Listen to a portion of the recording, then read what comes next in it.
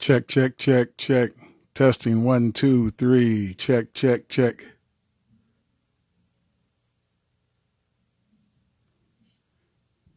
What do you mean?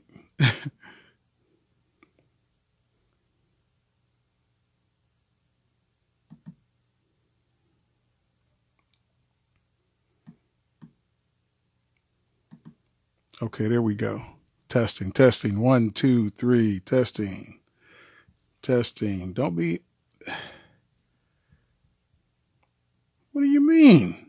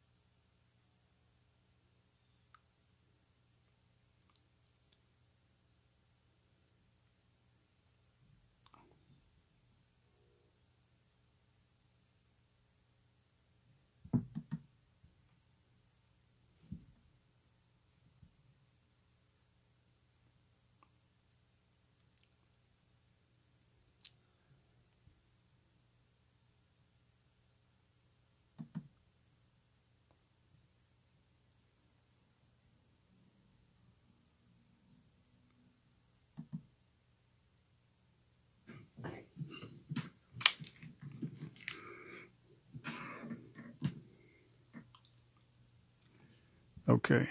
Am I good? Am I good? Okay. Yes. Yo. Yes. It's the big.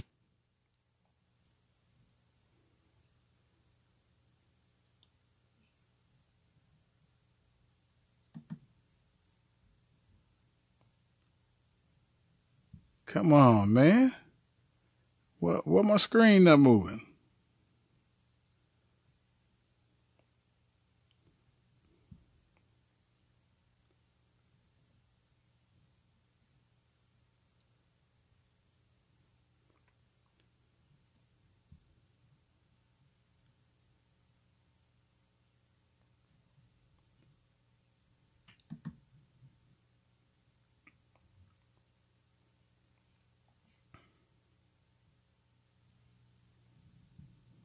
I guess. Am I on? Am I on? I guess I'm on. What's up, y'all? It's the big Trav and Q Show. Let me turn this down. Am I on? Am I on? About time. I guess it took forever. Jeez.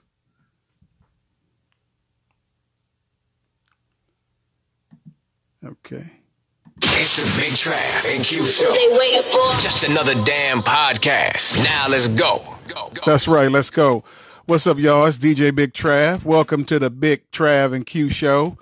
My man Q will be calling in a little bit. You know, he's gonna be calling in until the lockdown is until we done with the lockdown. So we're gonna have to wait for everybody to see what he looked like, I guess.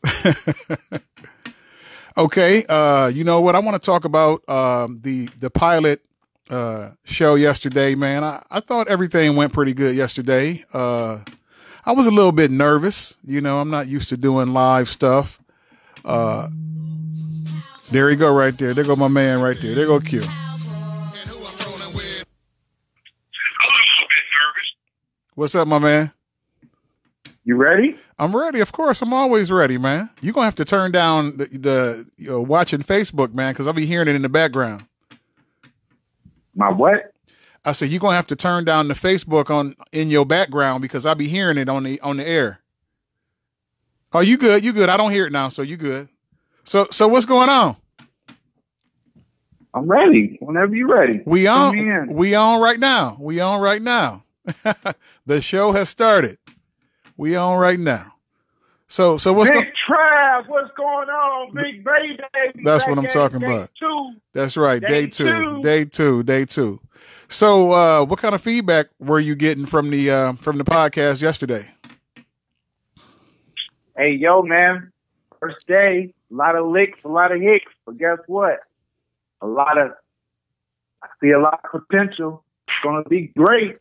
I hope so, man. This like I just started to say, it felt pretty good. It looked pretty good. I got some pretty good feedback.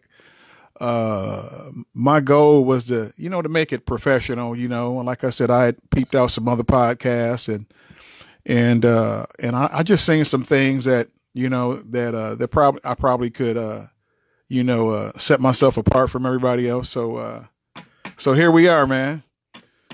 So what's going on with you? So what did happen for you in the last 24 hours? Oh, besides coming off that big high of our big debut from yesterday, it was crazy. Right. Everything's beautiful, man. Like everything, I can't wait to get in the studio, but unfortunately with everything being the way it is, saying we like ESPN and everything, everybody's, doing their thing, but, we all got to stay safe and do our thing, but I'm excited. The show is going to go. I think we're going to do big. Oh, yeah. Big Trav and Q. Oh, yeah. I think so, too, man. Got a lot of good feedback, man. I told everybody yesterday, I said, we're going to see how number one go. And that was going to determine if we continued. So right now we're going to continue. So far, so good. We're going to keep it popping. So, well, let's go, man. Let's go. Get this show okay. going. Okay. What I wanted to do, I said, I wanted to start the show off with with a coronavirus update. I'm gonna start with the United States, what's going on, and then we're gonna work our way back to Toledo. So as of now, the United States, they have over 100,000 cases, 102 cases to be exact, and we're leading the world in cases. There's 1,600 deaths. 1,600 people has died in the United States from the coronavirus. Coming down to Ohio has 1,400 cases and 25 deaths. Lucas County, that's Toledo, there are 75 cases and only 2 deaths. I'm not going to say only 2 deaths because any deaths is bad. So, and like I said, we're leading the world in cases. So that is our coronavirus update. I hope everyone continues to practice social distancing and stay on lockdown. If you're not essential, stay at home. I actually got out today. I'm not going to say what I got out for, but it wasn't essential. But anyway, but you know what? It's nice out. So you're human, basically. Yeah, I'm human. You're human. I'm human. Okay. Actually, I'm gonna tell you why I did get out. I got out. I was trying to find some fresh gear for the show today. I wanted to spice it up. Because I could probably go cowboy gear every day, all day, and I need to spruce up on my Laker gear. So I'm got to spruce up on my Laker gear. So. Well, if you're going to be doing all that, I need to spruce up on my piston gear then. Oh, okay. All right. We'll be looking forward to that when you when you finally make your grand appearance. So, okay. You know what? Probably going to have a piston on the back of that wall. You know what, man? Oh, I got something good for you today. Oh my God, man! You're gonna be, if you ain't seen it already, when you hear this, man, you're gonna be. You know what? I'm going to jump into that right away. I was going to say that for later. Let me see. Where is it at? Okay. Where is it at? Okay. All right. Check this out. I was on the internet today, looking for some content for the show. And I came across a rap battle. And one of the rappers, he exposed the other rapper for being a snitch. And he brought evidence. And I want you to hear the sound bite. You ready? Okay. Getting ready. Let me. You know what? I don't think you can't hear it. But hey, I'm gonna play it. Okay. All right. Let me. You know what? I can't play it. You know why? Because I'm using, it's on my phone and I got you on the phone. Oh my God. Just play it so the listeners can hear it. I can't. Hold on. Let me see if I can play it. Hold on. You know what? I can't because I tried to do it yesterday and, I tried to do it yesterday. You played it yesterday for the sound bites for the Will Smith thing. Well, you know what? That was because I transferred it to the. I tell you what. You know what? We're gonna keep going, and as we do the show, I'm gonna try to transfer all that. I'm gonna try to transfer all that onto my laptop, and then, matter of fact, I'm gonna do that right now as we're talking. So go ahead and talk about your shows, and as I transfer this, talk about the shows you got coming up, what you working on. Go ahead and talk about that. Oh, you talking about the ones that have been like pretty much pushed back right now? Yeah. Talk about when the pandemic hit. What were you working on? What were you thinking about? What was going on with all of that? Well, what we were doing at the Mist, I mean, if everybody's been paying attention, we've been doing the No Limit tour. That was really huge. We just did a really, really good turnout in Washington, D.C., which we thought was really great. Being able to work with Master P has been a blessing within itself, man. The guy's a walking knowledge bomb, and the good thing about somebody like him is he always wants to see people win. If he genuinely sees in your heart that you really want this and it's not just a money grab for you, he'll take extra time to really make sure that you really understand that you can be in this thing for long term. And I like that. Okay. Keep going. I'm still transferring. What else you had coming up? We on our lane, our traditional lane. We had some comedy shows coming up, working with the same usual suspects, DC Young Fly, Cheryl Underwood, just doing, providing quality shows, man, to people. But unfortunately, we got hit like everybody else, man. And, we had to do a lot of rescheduling, what I'm saying? So, but, that's basically a good thing because we're going to do it bigger later. It's going to happen. It's going to happen in the fall. Hopefully we're going to kick off some good shows, and, in the summer, but right now we're in a wait and see mode to see how everything opens up, because right now entertainment is not a priority right now. So, but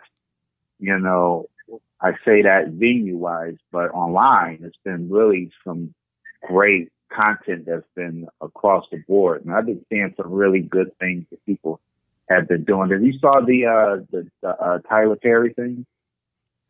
You mean him singing, him having everyone singing "I Got the Whole World in My Hand"? Yeah. What's your thoughts on that? Okay, I got it right there. Okay, I got everything transferred. You know what? I thought it was pretty dope. When we've never been through anything like this before, and basically the whole world is shut down, man. And what's good about? Well, I don't like to say it's something good about this, but what's really cool to see is that, all the celebrities, they're shut down as well. They're bored. They're looking for things to do. And anything you can create to uplift people's spirits, or to keep them from being bored, to keep them entertained. I think that helps. It definitely helps me. And I think that him starting a chain song of "I Got the Whole World in My Hand," I thought that was pretty cool. And I came across there's a lot of collages out there of all the celebrities that participated in the "I Got the Whole World" chain. And I seen one guy, he remixed it. He threw a beat on one of them, and I thought that was pretty dope. Okay, check this out. I think I got it. I think I got everything downloaded. I'm gonna play it. And like I said, man, I seen this. This is a rap battle. These two guys are going at it. And in the middle of the dope battle, I'm sorry, in the middle of the rap battle, the guy told the dude that he knew he was a snitch, and he brought the paperwork on him that the courts use to prove that he was a snitch. I'm about to play it. I don't know if you can hear it, but I'm gonna play it for the listeners and for everyone tuned in. Let me go ahead and play that right now. I'm sick of that shit. Every fucking battle, y'all talking this gangster shit. Look.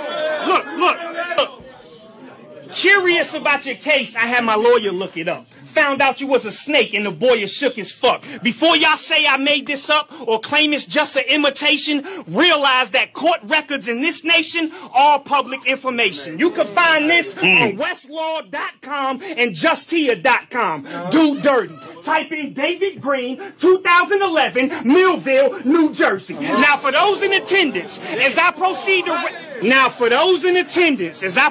to wrap around, I want everybody to have a copy. So take one and pass it down. Can we do that? Now, what everybody in here has their fingertips on is the motion to appeal from the G he snitched on. It's a bit long to read that thing through in times of the essence. So let's say you just go to pay. Did you hear it? Dope. Did you hear it? Yep, I heard it. Oh, that was that crazy, man. So what you think, man? Did he go too far? He brought the paperwork. He made probably about 50 copies. He highlined the lines where he's snitching to the detectives, and he passed it around to everybody at the rap battle. What you think? Did he cross the line? I'm going to say no.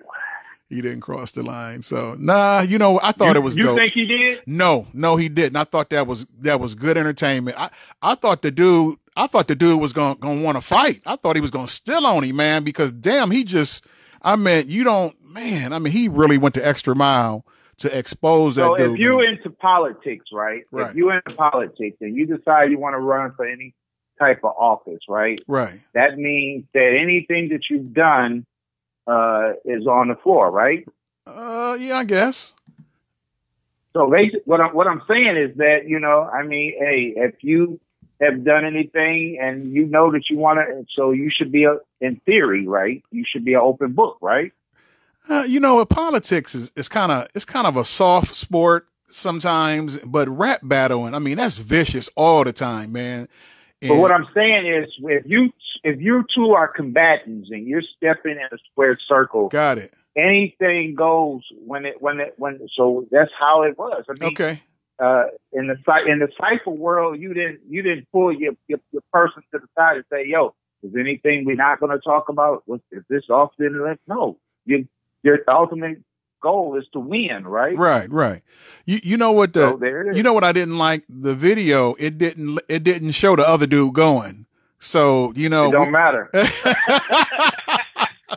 Yeah, he busted his ass, didn't he, man? Oh my damn, he brought the evidence, man. He busted his ass. You know what? Right. I hope we get some callers on that.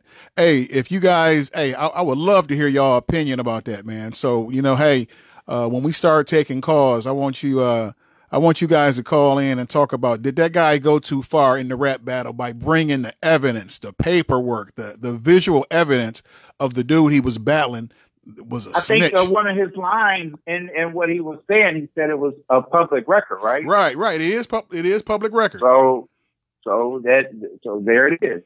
Okay. It's self-explanatory, but I'm always open to hearing other people, oh, well, you don't talk about people and that. Hey, look, he put it out there, right? Yeah, he did. Man, and like you said, it's a combat sport and you got to be ready for anything. And, but like I said, it would have been great for us to get an opportunity to see the other dude respond, man, because what if he would have came back with something doper and he would have had evidence on some shit? That would have been nice. That would have been nice. Right. Or how he would have said, hey, while you exposing me, I'm going to expose you. Oh, man. He was in the courtroom talking about something, so you never know. We don't know because you're right on that. We didn't get a good, his response.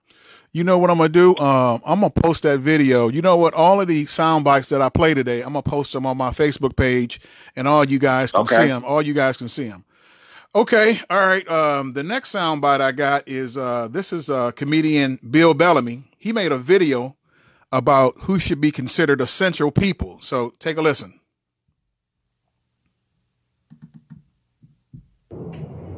You know what, y'all? I had an idea, and y'all tell me what you think about this. Because we were talking a couple days ago, I was talking about, essential workers right now. And people like, kind of buzz up because I said the strippers are essential because they are entertainment, joking around. But then I stumbled onto something that I was just like, wait a minute, not just the strippers, barbers, hairstylists, bartenders, waiters, waitresses, VIP hosts, all those people, they're in the service industry, And right now, because they can't work and they don't probably have a union, so they struggling extra hard right now, right? So I was thinking, and I was just talking to some friends, if you have a person that you really support, that you love, that, do your hair, do your nails, do your toes, whatever it is, or even if it's a stripper too, you might have your favorite, it might be Delicious or Jasmine or whoever the hell you like. I don't know. You know what I'm saying? Escalade, because you like big girls, Escalade, but all jokes aside, what if, they have like something called OnlyFans and then you can donate money to that person directly. So I don't know. I'm just throwing something out there.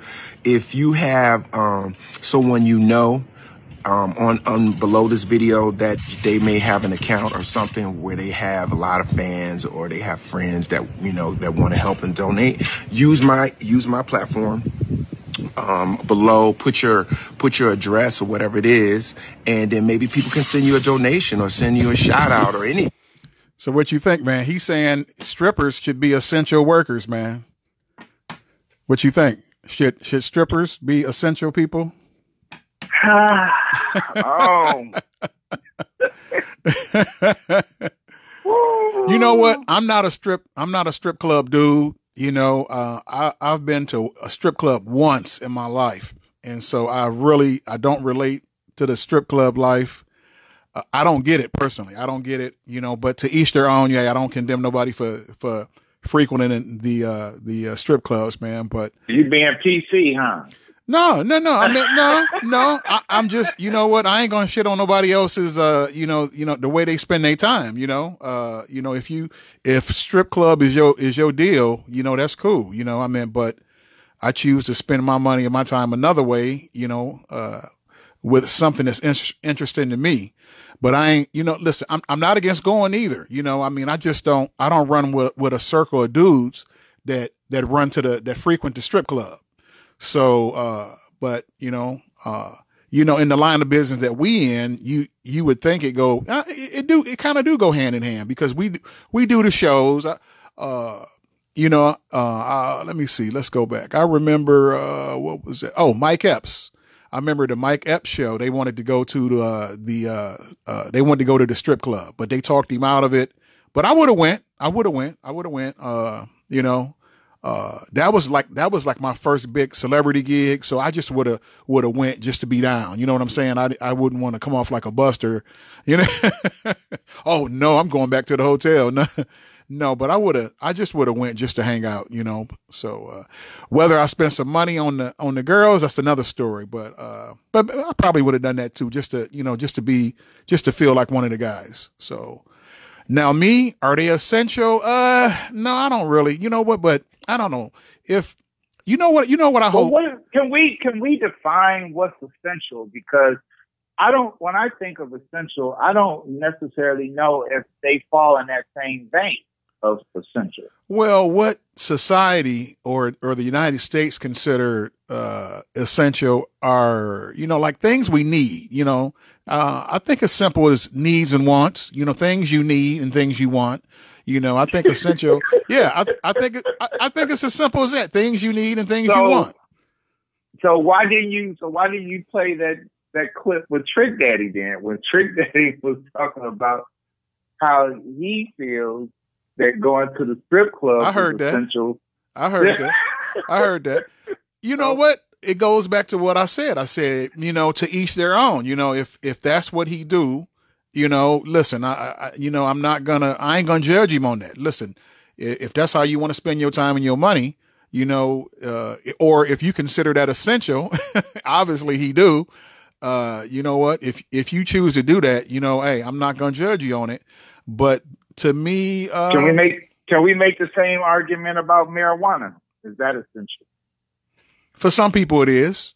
I know a lot of people who to me, they can't do without it. I mean, I know some, man, I could name probably, on both hands, some people I know that need it. So with the push-up challenge alone, basically substantiates what you're saying, basically. Well, it is legal in some places. So, I don't know. Like, I'm not going to judge nobody on that, man. I mean, I'm not, like I said, I'm not a judgment. I can't smoke weed.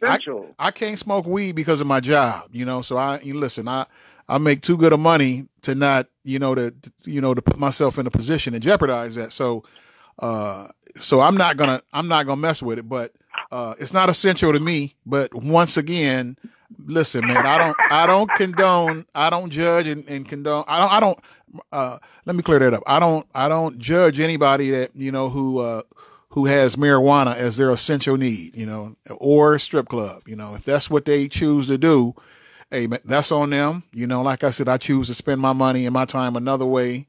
And on top of that, I want to keep my job. So I'm not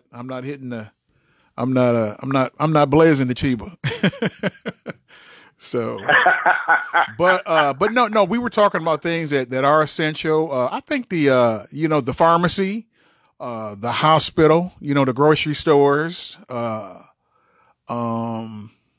Now, are you talking about the workers themselves, the facility and the workers? I think I'll stop at those three. Those are essential things, and then but you know what else? What do you?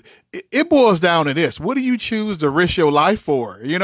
Let's look at it that way. Because if it's not essential, and you out doing something that's not quote unquote labeled essential, you kind of risking your life. I mean, I take it serious. I don't know about anybody else, but I take it serious, man. I mean, it's scary to me.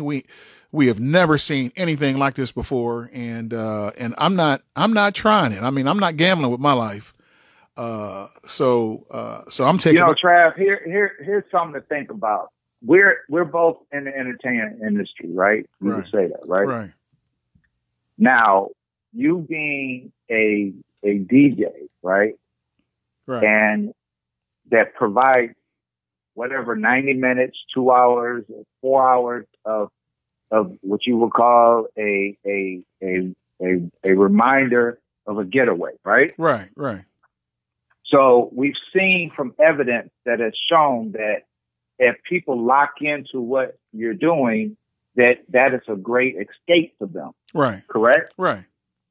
So in that same vein of the way that I've just painted that out, would you consider what you do essential? No. DJ is not a, you know what? I don't know. I'm gonna have to. You got songs that go back that says, last night the DJ saved my life. I can go on and name different songs that play into onto that whole caveat about what we're talking about. Well, some people let me say this. Let me say this before I get DJs mad at me. Okay. let me say this. Let me say this. Okay, what's not essential is the DJ going to the club, to provide music for people that's violating the social distancing guidelines. That's not essential. But DJs like D Nice and myself, who has went live on Facebook and provided an escape through with you being able to sit at home and watch it, that's essential. So if you're doing it and I've seen like me, I don't depend on my job. I don't depend on DJing for my money. I thank you and thank God that I got a pretty good job and I make pretty good money that can take care of everything. And the DJ money is just extra money for me. That's for my toys and my man cave and my fan club stuff. So I'm blessed in that aspect. So, but it's a couple of DJs here in Toledo that I know who this is all they do. And they're kind of in the same situation with the that people that only run salons and people and the barbers, man. The barbers right now, the barbers can't make no money right now. That's really crazy. And I hope they're going, well, you know what, going mobile, that's putting themselves at risk. So it's hard for them as well. But but like I started to say, a couple of DJs, they were listing their Cash App in their posts as they were spinning the tunes, and people, hopefully people, was kind of sympathetic for them, and they gave to the cause. I hope they made some. I hope those guys at Only DJ made some money with the Cash App option that they posted, because that would really probably help them guys out a lot, But I'm definitely blessed that I have a job, and DJing could be is a second income for me. So thank you, Jesus. So okay. Okay, let me see here. Okay, you know what? Okay, I got a sound bite here, and this is a parent who took to social media to apologize to the kids of his teachers after putting up with his kids during the lockdown. So check this out. Yeah, it's crazy. Let me play this. See, I ain't gonna be like most parents. Most parents ain't gonna be big enough to apologize to every educator and every after-school program person that took care of our kids. Now, while everybody out there stressing and worried about other stuff and saying the kids off for weeks and stuff at a time, I'm gonna be the first to admit it. It's been 2 days, and I want to go on record apologizing. I done been around my kids for 48 straight hours. I'm supposed to educate these kids to every teacher that when you ask me for extra pencils or some papers, or I ain't responding to your emails, or you trying to tell me that my child was talking back, and I was like, no, he ain't. You just don't know how to teach my child. You need to calm down. I want to tell y'all, I apologize. I don't even know how y'all feed my kids. My children been asking me something to eat like every 18 minutes. Every time. So what do you think? Hey, I love it. I know. Wow. You know what? I work with kids. I mean, kids is my job, and people, every time I tell somebody I drive the school bus, they go, oh man, I'm gonna pray for you. And you know what? I've been doing it. This is my 17th year, and you know what? But before I got into it, I was already a coach. I was coaching like track and football and basketball, and I had school age kids before I started.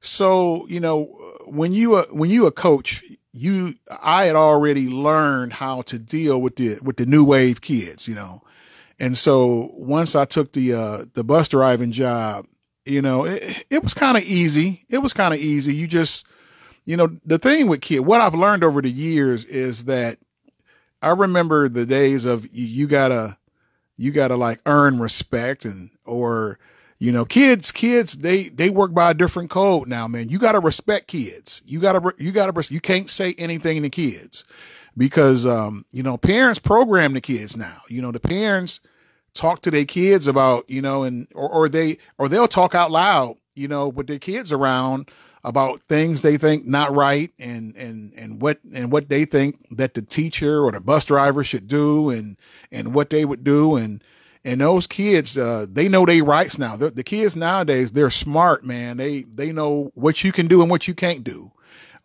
They all got cell phones. So if an argument break out on a bus with you and a student, the other students are getting their phones out. They're not supposed to have their cell phones on the bus. But they do, they still got them, and they'll get them out. And then we got cameras on the bus. So for bus drivers and for myself, you have to conduct yourself professionally always, because listen, the camera is on always. The camera is on always, and so you got to perform at your best always. And then the students, they'll go home and tell on you too. They'll go home and tell, hey, Mr. T said this. That's what they call me on the bus, Mr. T. They'll go home and say, hey, Mr. T said this, or Mr. T said that, or so you got to watch your mouth, and you got to be professional, man, because if you don't, man, it'll get back to you and you could lose your job. So. Yeah, it's crazy because the irony in the situation, I was listening to Dr. Umar Johnson. I don't know if you ever listened to him sometime, but he was saying that a blessing in disguise in this situation is homeschooling and seeing how you are able to actually manage your children while you're at home. And he actually is an advocate of it. But he also said there are a few drawbacks to some of the things that goes on with that. Are you a fan of homeschool? I never did it. But I see pros and cons to it. Yeah, I agree too. I think the one glaring thing that I do see that I've been around people that have homeschooled. I think intellectually, knowledge, wise, I think it heightens them because of their focus on their curriculums and things of that is more heightened and more sharpened versus being in a classroom environment where they have to be, diverted for the attention of all the children. Now, what I've also seen is that from basically being able to interact with people, social skills wise, I've seen a decline in homeschooling children. So that was what I was going to add too. I said the only thing I worry about is the social aspect. I think there's a plus to interacting with other kids and learning how to interact with other kids. I'm an advocate of children interacting with other children, and but I come from that era where we interacted in the neighborhoods. Heck, right. We came up from the song, who are the people in your neighborhood? But now it's like, you know what I'm saying? Right. Yeah. It's one of those situations now where a lot of the things that you pointed out earlier, how you got to be careful about how you do things. There's a lot of things that we didn't have to worry about back then that you have to worry about now. You always had that Miss Davis down on the corner who was the honorary watch person who watched the streets and made sure people were doing so. Nowadays you don't have a lot of these things. But as far as the homeschooling aspect, if you are able to maintain the social aspect of a child and keep them interacting with programs, which there are things that you can do, but now we're talking about economics. So you don't know where you fit into the economical realm. A lot of these things. It's the most obvious things people would say, go to the YMCA, or, you should be able to get into some after school programs. I don't remember. I think you came up with some of them with programs with a lot free back then, right? Oh yeah. Yeah. I used to work at the YMCA and I was able to get a free, family membership because I worked there, and my kids benefited. They were always in gymnastic. I had them in the weight room because I had them run summer track, and my daughter, she played summer league basketball, and so I always had them in the weight room, and I always had them in the gym, working on things, and so that was a big plus. That was a blessing too, that actually put my kids ahead of the curve on a lot of things because I had that free membership. Okay, moving right along. Let me see what else I got here. Okay, we're gonna come back to some. You know what I'm gonna hit on right quick before we move on. I wanted to acknowledge. It's the second anniversary for LL Cool J's. He has a station, a channel on Sirius XM channel 43, and it's the 2-year anniversary. Some of the rappers on the channel with him are Roxanne Shante, Biz Markie, and DJ Mr. C. Have you had a chance to check out LL's Rock the Bells channel 43? All the time. Really? I listen to it all the time. Yeah, it's pretty dope. Bell. Yeah, I just watched. Matter of fact, I just watched Crush Groove the other day. Drew took me back to. I was like, yo, you remember? Do you remember your first time ever watching Crush Groove? Oh yeah, man. I mean, we was at the movies. I think it came out during the Thanksgiving, season. And I remember that. And we went like Thanksgiving was Thursday, and I think we went like that Friday. And that was dope, man. I love that. That was you wearing Pumas back then in Kangol? No, I couldn't afford no Pumas and no Kangos at the time. But I was a break dancer, though. I was a break dancer. I broke. That was a part of the breakdancing gear. Yeah, well, no, I didn't have Pumas. I had Adidas. I had a pair of Adidas. I didn't have no Pumas. And you mean to tell me you could breakdance better in Adidas than you could Pumas? No, I started out with some Converse. I started out with some Chuck Taylors. So because I used to do the windmills and Adidas, they was too clunky to do the windmills in. They weren't. I mean, I could still do the windmills in the Adidas, but the Chuck Taylors was just so light, man. And I could do all of like doing the windmill, like I could do all of the tricks, man. I mean, the dope move when you was doing the windmills was to hold your crotch, man. I mean, basically you windmilling with no hands. And so I could really whip in my Chuck Taylors, but sometimes them Adidas was too clunky to bust that grab. What do you remember? Do you remember what movie or what song influenced you to become a break dancer back then? It was probably B Street. B Street was just so turned up, man. I mean, Lee, what's his name? It wasn't better than breaking. You know what, man? Don't start. Listen. Okay. We gonna take calls on that too. We gonna take calls on that. Which was the better movie? Man, Breaking was cool, but Turbo and Ozone, man, they was up. Okay. Who was more memorable in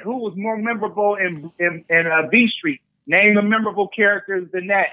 There were more known than Turbo and it was Lee, man. It was Lee. It was Lee. Lee was, everybody remember Lee? Man, Lee was okay. He was an okay breaker. He wasn't like the best. It was some no-name dudes that was in that battle at the Roxy. It was some dope dude. The Mexicans, they never get no credit. In that Roxy scene, the Mexicans was the dopest breakdancers, man. Oh man, they don't never talk about that, man. The Mexicans was the dopest. Breakdancing too was arguably better than the B Street. No, man. B Street was the better movie, man. You're just being biased. Listen, they had the girl in there in the leotards doing the classic dancing. Come on, man. I couldn't get with that, man. And Turbo had the classic theme, man. Man, come on, man. With the broom. Don't let me start with the Melly Mel. B Street. Come on. Oh, that song was dope, dog. That was cool. That was cool, man. But no, I couldn't. It was cool. I liked it, but B Street was better. Listen, we're going to take some calls on that, man. Listen, call in or go on my Facebook or comment on this post, on the live post, if you thought B Street or Breaking was the better movie. I bet you we get more B Streets than we do Breakings, man. No, them dudes, more Breaking. No, B Street, man. We'll see. Listen, you guys, listen. You probably gonna get a few people that's gonna say rapping was better than both of them. Oh no, man, no, that wasn't technically a break movie. We talking about which movie? Listen, which movie featured? Listen, if you were from another planet and you came here and you wanted to know what breakdancing is, you would put on B Street. Do you agree or not? Yes, you agree. Who said they agree? No, I'm asking you. Come on, if you came from another planet and you wanted to know what breakdancing is, you would put on B Street for them. So that's that. Well, first of all, both movies were classics. But I gravitated more to breaking. You was more of a Beat Street guy. Okay. To each their own. Okay, one more thing. Well, I got a couple more things, but Jeezy released his new album, and I got something to read. I'm gonna read something. You know, it was something interesting. Let me see if I can pull it up. I'm gonna read this for everybody. Okay. Well, what was your point about LL before you go on? The point was that it was the anniversary. It was the 2-year anniversary of the Rock the Bells station on or the Rock the Bells channel on Sirius XM. And so it was a 2-year. And I don't think a lot of people, you don't hear about it a lot. So I just wanted to let everybody know, go to Sirius XM Radio channel 43. LL has a channel on there called Rock the Bells. And some of the DJs on the or some of the celebrities that's on the channel is Roxanne Shante, Biz Markie, and DJ Mr. C's. DJ Mr. C's, that was Big Daddy Kane's DJ. So when you guys get a chance, make your way over to Sirius XM and check out LL on the Rock the Bells channel. Kid Capri, he's not on there, but he was paying homage to the station as well. Don't you like that, though, by the way? Oh, yeah. You're not bound. Yeah. Just because you're affiliated to another station. No, that's dope. You still give recognition to another person or people that you work with or knew. Right. Right. You know, you like that? Yeah, I do. Kid Capri and LL, they kind of came up together. You know what I'm saying? So, you know, that's automatic. I think that's automatic, you know. So, well, they said that sometimes you're not supposed to, you know, speak on another person because if you're a hot 97 person versus, you know, another, you know, you're not supposed to. But I think in these particular situations, I think that's great that you can do that. You know what I'm saying? I do. That's his man's, you know. So, you know what, I think I would do the same thing too. That's my dude. That would be like if you were celebrating the anniversary and unless my employer told me not to say nothing, I would have to big you up, man, and shout you out and say, hey, happy anniversary. So I think that's automatic for Kid Capri. So, that's a good look, man. Shout out to Kid Capri for doing that. Let's see here. Let me read this about Jeezy. Jeezy released his new album last night. It says, last night Jeezy dropped his new album. It's called 2020 Pyrex Vision. 1 year after the TM-104, the legend of the Snowman, according to all the fan reactions. However, the project is a bit of a letdown. So according to the fans, his new album is a letdown. It said the new album was entirely produced by Shorty Red. You know, Shorty Red on the track. Remember Shorty Red? Yeah. Who previously worked on with Jeezy with past projects such as Thug Motivation 102, The Inspiration, The Recession, Trap or Die. It's only seven songs on the new album. It's only 7 songs on there. It's a 7-track project, and it doesn't include any guest appearances. And it features titles such as Poppin', Billions, and Buy a Bank. So have you checked out any? Have you had a chance to check out anything on the new album, on Jeezy's new album? No, but what do they mean that it was a letdown? What were they saying?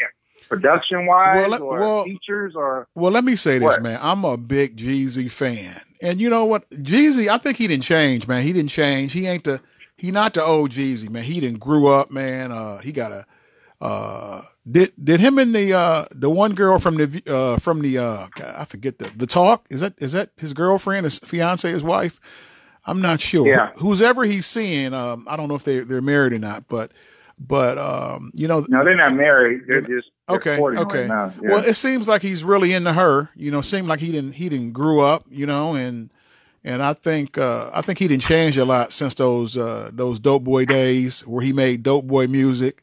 So the music probably has changed. I haven't heard anything, but what I will do is, we're off tomorrow, so I'll check it out tomorrow, and then when we come back on Monday.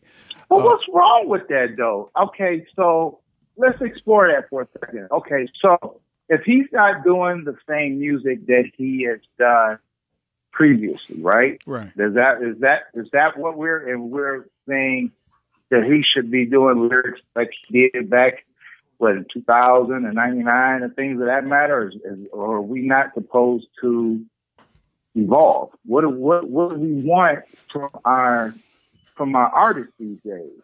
You know what I'm saying? It's like I understand that, and you know, and I'm speaking for myself too, because sometimes, you know, like I love a classic album, but it's like the subject matters are different than they are in the 90s. So right. Are they supposed to still? No. And not, I don't think so. But you know, Jeezy, if I want to hear old Jeezy, I'll just go listen to the old Jeezy. You know, no, I totally respect him growing up and the music subject changing.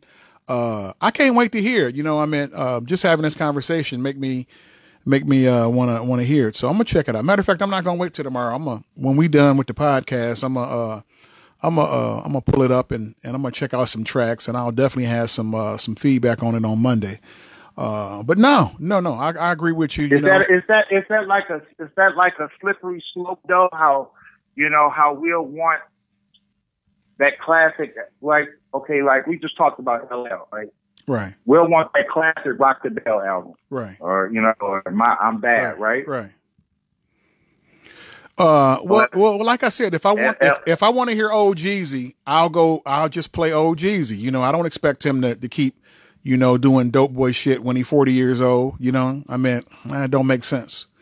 And, but you know what, this was one of the things that I did worry about in the 90s. You know, when I remember me and my brother had a conversation, we was like, when we get older, you know, our old school is going to be kind of crazy, because our old school going to have a lot of cussing in it. We talked about this in the 90s.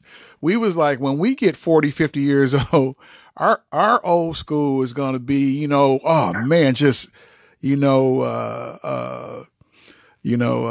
explicit lyrics, you know, and that's going to be, the grandkids, they're going to be like, man, you used to listen to that.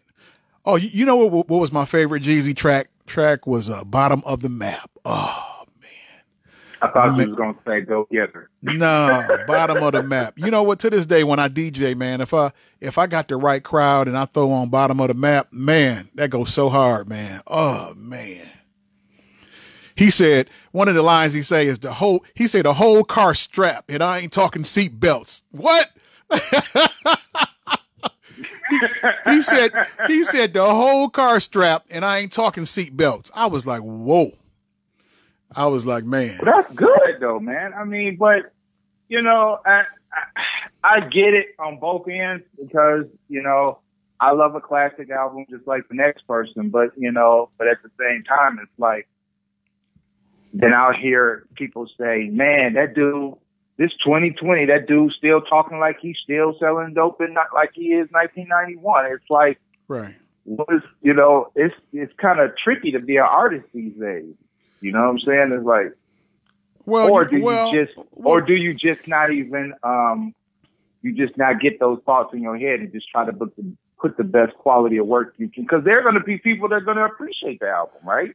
Exactly. Well, check this out. What I'm gonna do for Monday is I'm gonna get some of the feedback. I'm gonna get some of the opinions and some of the things that people was posting that wasn't positive. You know, I want to see what was some of their reasons. You know, I mean, because people that can't understand the guy growing up and his content and his music changing, people that can't understand that don't get it.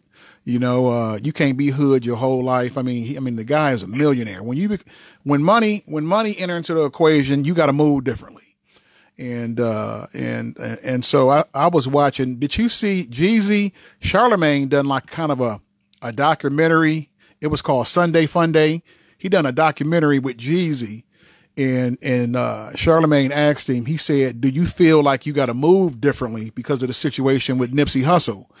And he was like, "Oh yeah, definitely." He said, but he was already moving different. He said he wasn't.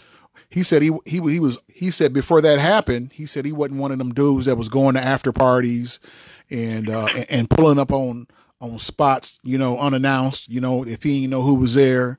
So, so I get that. I totally get that. So, he's definitely changed. You got to make the changes. If you don't make them changes going to make you, you know what I'm saying? So shout out to Jeezy, man, for making the changes. I can't wait to hear the new album. And like I said, I'll have some feedback on it, on Monday about that. So shout out. I mean, it's the same thing. It's the same thing. And I know you're going to cringe, but it's the same thing with T.I. It's like he goes through that same thing. It's like, you know, the Rubber Band Man versus, you know, Cliff Huxtable of television now. It's like, you know. But, you know, T.I. come off as a smart guy. You know, I think he appears to know what to do with his money. He appears to it seems like he's know what. No, we keeping it music right now. We're not talking about the accolades. Well, no, it's leading up to. I say that leading up to something. I say that because he hasn't been releasing a lot of music lately. Only because he got other things going on. And his life has changed too. But T.I. He hasn't knowingly or he hasn't like put out he hasn't done a project with a lot of fanfare lately, like a launch and a party and all of that. He's been doing features. It seemed like, cause I keep up with him, seemed like he just been doing features, but he hasn't, you know, really done any like lengthy projects, you know, but I think that he got money. He got other areas he got other revenues of other areas of revenue. So he don't have to hit that mic. And when you get our age, I mean, T.I.'s our age, you know, when you get, you know, 45, 50 years old, man, you do got to make those changes, man. Like I said earlier, thank God I got a regular job and I don't have to depend on DJing because I can't DJ for the rest of my life. And DJing don't give me a retirement plan. They don't have medical. Yeah, you know? But if I play devil's advocate, they'll say you can't work for the rest of your life. Well, that's why I got a retirement plan. I got a retirement plan. So, and I'm working towards that. And so, but then you'll have rock stars like a Rolling Stones who are well off into their 70s and some in their 80s who are still touring. Well, to each their own, you know, if you listen, listen, everybody listen to that. Everybody listen to me. If you invest your money, if you do right by your money while you're young, you won't find yourself needing a lot of money later on in life. And that's why it just seems like it seems like it's big time in boxing. It happens a lot in boxing where, you know, they kind of run out of money and then they got to hop back in the ring.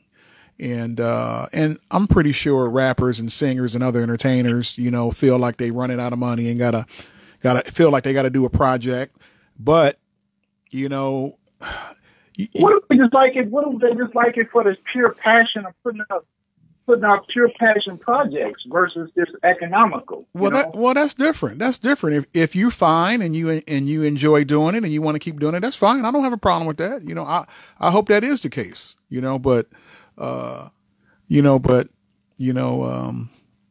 hey, rainy day fund. I'm all in favor of a rainy day fund. You know, tucking some money away and.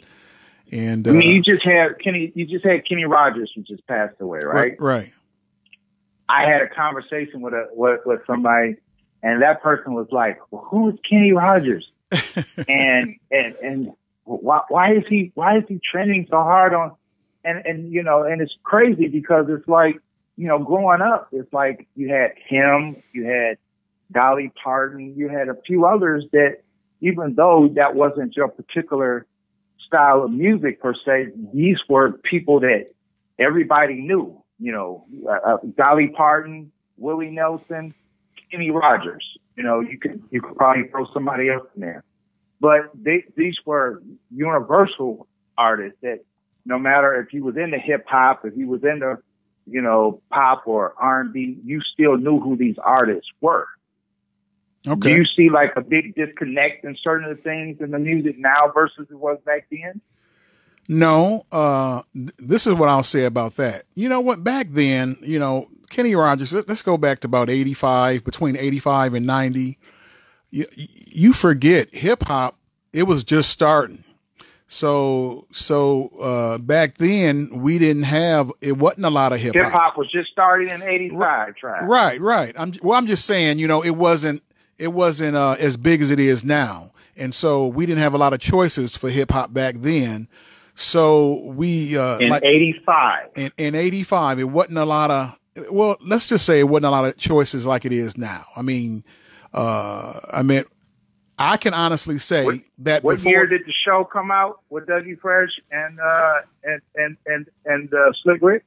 88, 87, 88, 87, 88. No. But anyway, go ahead, finish your point. Well, my point is this: is that I remember. Okay, I remember when MTV just, at 81, 82, I seen the very first time it started. I was there when it first started.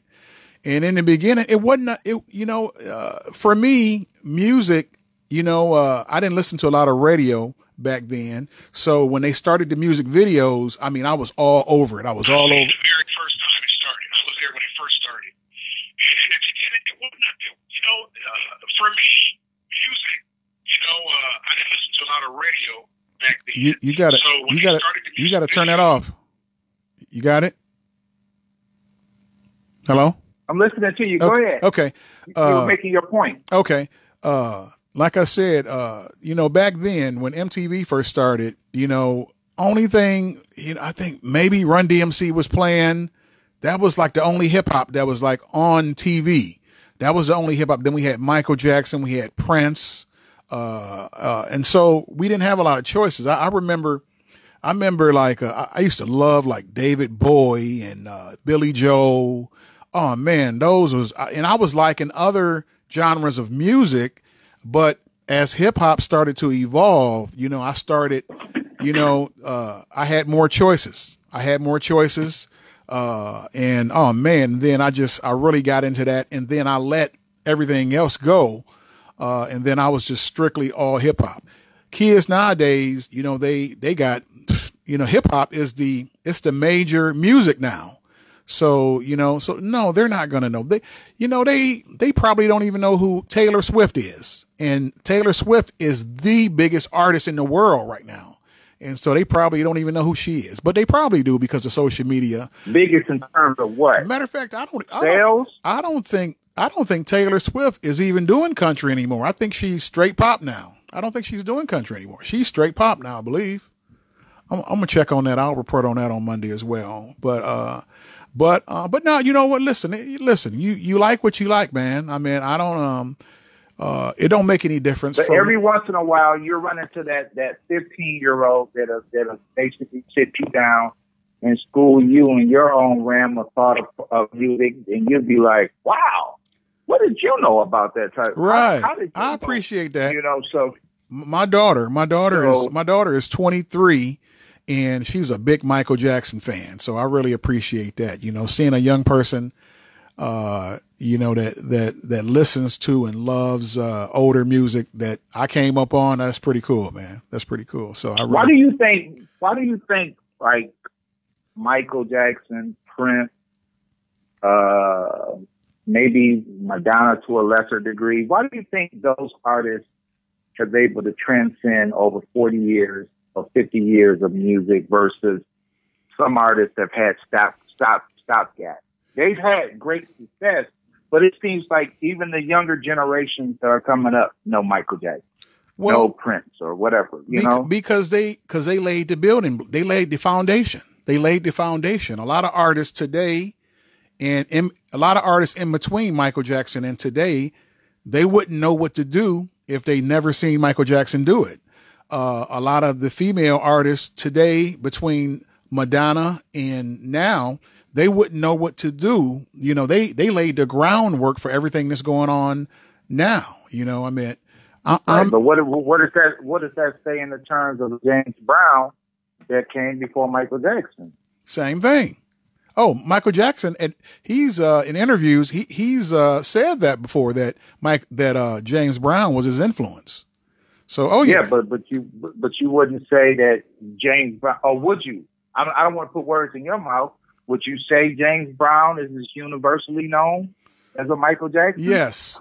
As from a DJ perspective, universally known. Yes, from a DJ perspective, I Feel Good, man, is one of the most popular songs in the world. Everybody know I Feel Good. But kids are growing up right now knowing who James Brown is. It seems like kids now come out the womb knowing who Michael Jackson is. Could you make that same argument about James Brown? You know what I would be curious to know? Okay, let me ask you this question. I mean, that's a good thought to ponder. I just wonder, I mean, with the recent success of how you saw New Edition a few years ago when the movie came out, right? Right. And then recently I saw someone posting a video of these kids emulating what New Edition was doing. So it's like, did that open up a new door of music, or that people wasn't really up on New Edition, and now are they starting to basically catch up to that type of realm? Candy Girl, it's like people are like doing Candy Girl all over again. You know how hot that was back in 2015, 2016 when I came out? Well, listen, the beauty of social media is that, because of social media, I think that nothing is ever going to get old now because you got the world at your fingertips and your cell phone, so they could look up anything. And then you got kids that got old souls, and then you got the parents. Some music will never get old because my parents played Michael Jackson in the house when I was growing up. I played Michael Jackson in the house when my kids was growing up. And I'm pretty sure that my kids, and I think they're going to keep social media is, they can look up anybody, and I think they'll keep it going. They'll keep putting the songs in movies. They'll keep, using songs on TikTok. Songs continue because of apps like TikTok. I think that a lot of older songs always get refreshed because they'll come up with challenges. You forgot My Boo. Remember? God, I forget the name of the artist. Usher and the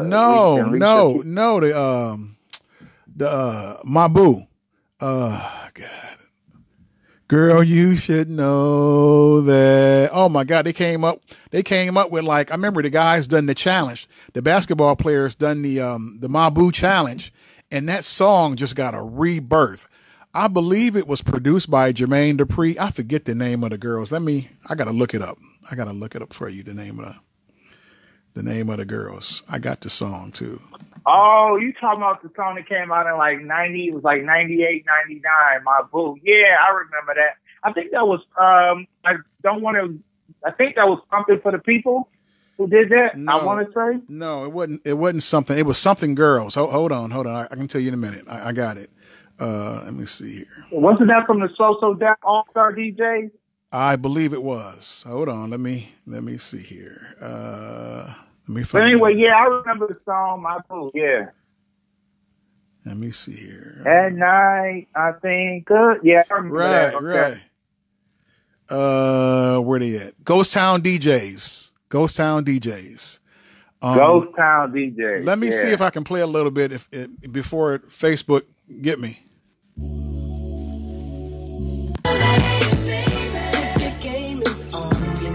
Okay, that's enough. That's it right there. Ghost Town DJs, My Boo.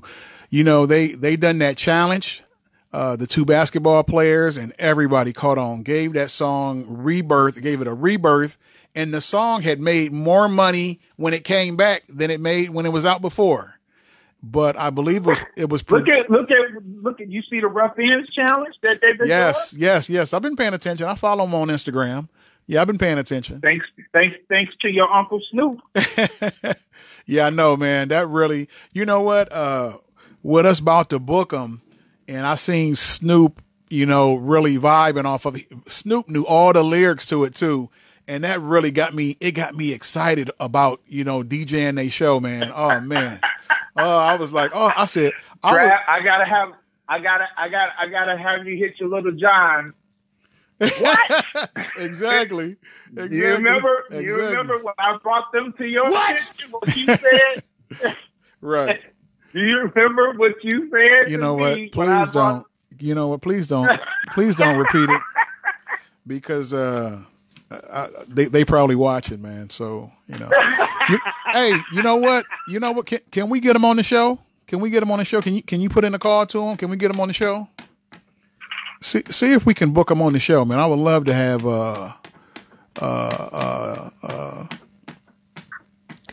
anything for the big Trav. That's what I'm talking about, man. We gonna get it. We gonna make it big, man. We gonna get a lot of people on here. You know what I'm saying? Right. We got to get Spice One on here. Get people to call in. We got to get Spice One on here, man. I'll probably get my dude LB to call in. You know? Yeah. Get out. Get people to call in. You know what I'm saying? But the whole thing, what we want to do is we want to let people know who we got. We got to do too. We got to hook up with Rodney. We got to connect with Rodney. We gonna have him on the show. And we got to hook it up where, Rodney, he see the celebrities probably twice a week, at the concerts. So we're going to see if Rodney can hook up some interviews for us, man. That's going to be dope, man. That's really going to take the podcast to the next level, starting to get these celebrity. Rodney is so funny to me, man, because when I was first starting out in the game, Rodney introduced me.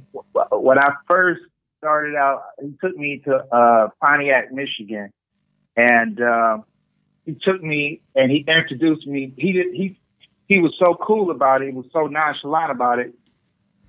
He took me in, Trav, and he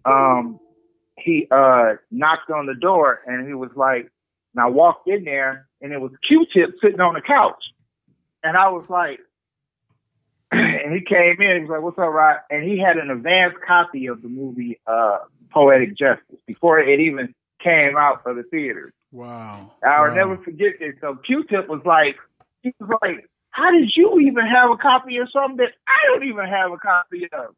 That's crazy. What I'm saying? So Rodney was really good at, back then, being very resourceful. He was always good at taking care of artists, man, making sure that everybody was good. I mean, Rodney introduced me to everybody from back in the days, Fat Joe, everybody, Scarface. I can tell you so many stories about Scarface in Detroit back in the day. Somebody stealing his dat. I remember dat tape. You ever remember that tape? No. I remember. Who was that? Was it you or Rodney that told me the Bushwick Bill story? Was that? was it? That was Rodney. We had to get Rodney to okay. We're gonna have Rodney on and tell the Bushwick Bill story. And tell that story. He was stuck. Man. He was stuck in Detroit for like a week. Was that the story? Yeah, you should have called Rodney and told him to call in. I talked to him. I'll call him tomorrow. I'll call him tomorrow, and we're gonna have him on and have him give us some celebrity stories. We're gonna have him talk about Ice Cube, man. We want to talk about him being Ice Cube's road manager, man. That's just. And don't forget about him with Ice-T, man. And what's crazy that you bring Rodney up. Lately was in the news right now about the Brat, right? What happened to the Brat? No, I missed that. Oh, okay. Well, maybe we'll move along then. I guess if you what don't happened? Know about. What happened to the Brat? Well, basically, she, from what she finally came out. She done what? She finally came out. Oh man! That wasn't no surprise. The same deal with Missy. When is Missy? Queen Latifah. Neither one of them has came out either. So, but we that's the Trav that a lot. But we don't have enough evidence. I don't think we do. We don't have enough evidence. But you know what? Listen, but you know what? Check this out. But we don't care about that. We don't care about who they choose to be with. Rodney, my point is that Rodney was the one that introduced me to her at that time. Is that I owe a lot. I'm one of those people who never forgets about who opened doors for me and who. No, you're not supposed to. Me. I never forget. I never forget in Cleveland when LL Cool J walked past us, and we was like, "Damn!"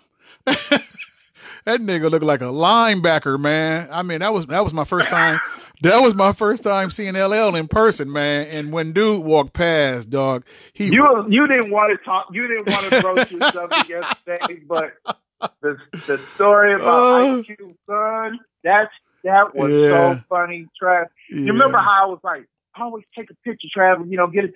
You never know when this moment I remember what I said. I was like, man, I don't want no picture with Ice Cube, son. But he you know what? You know, he wasn't as famous as he is now. And because I kept telling you, I said, Trav, you never know who's gonna do what. I had never even seen him before. 3 months later, the doggone movie come out. I know. I had never even seen him before, so he wasn't. No, but you know what was cool? You know what was cool about that day? Chopping it up with Flavor Flav, man. That was dope, man. You know, when I first seen him, I was like, Flav, man. He came over and he was like, man, he was like, what time you go on, man? I said, I'm not on the show, man. And I was like, I'm with Rodney. Cause remember I had on my DJ Big Trav shirt. And and he was like, what time you go on, man? And then we ate lunch with Chuck D and Professor Griff. Oh, that was dope, man. That was dope, man. So speaking of which, that you brought that up, what's your thoughts about them firing Flav? What's your thoughts about that? I haven't thought about it. You know, I do agree with Flav. I don't think you can't have, he said you can't have Public Enemy without Flavor Flav, and I agree. You know what, man? You know what? I listen to Public Enemy pretty often, man. And have you ever listened to the lyrics that Chuck D? You be like, what the hell is Chuck D talking about, dog? Chuck D lyrics be all over the place, dog. For real, his lyrics be all over the place, man. I'd be like, what the hell is Chuck D talking about, man? And but I love it. But his voice make it sound sweet, simple, and plain. I'll throw it down your throat like Barkley. You be like, damn, that sound cocky as hell, dog. That was pretty sweet.